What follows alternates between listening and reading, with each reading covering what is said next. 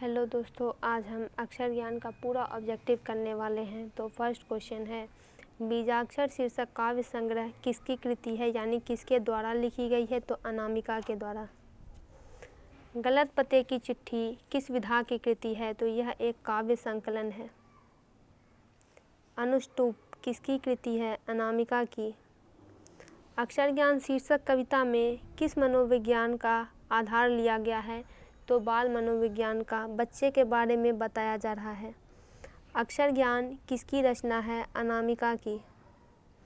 अनामिका किस काल की कवियत्री है? तो समकालीन है। चौखटे में बेटे का क्या नहीं अटता है? तो क। बच्चा कहाँ आकर थमक जाता है? अंगों पर।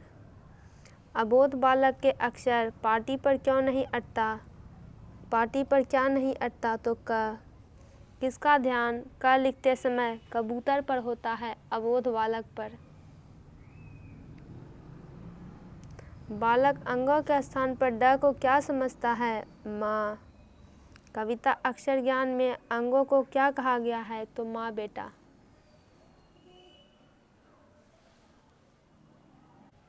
कविता में घ से किसका बोध कराया गया है?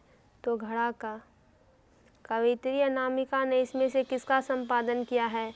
तो कहती हैं औरतें का। कवियत्री अनामिका की आलोचनात्मक लेखन कौन सी है?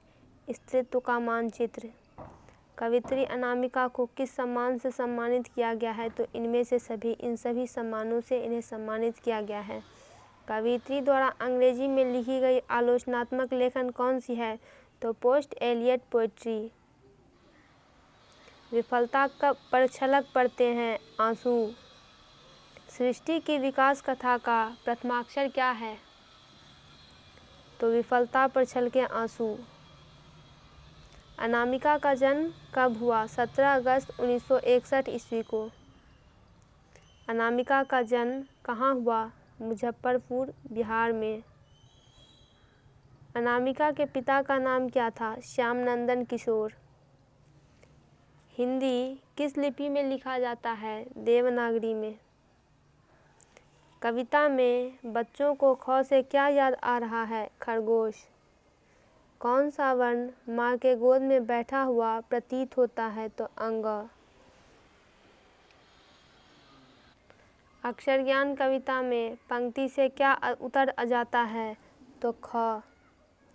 घड़े सा लुढ़कता हुआ उसका घ किस पर आकर थमक जाता है? तो अंगों पर।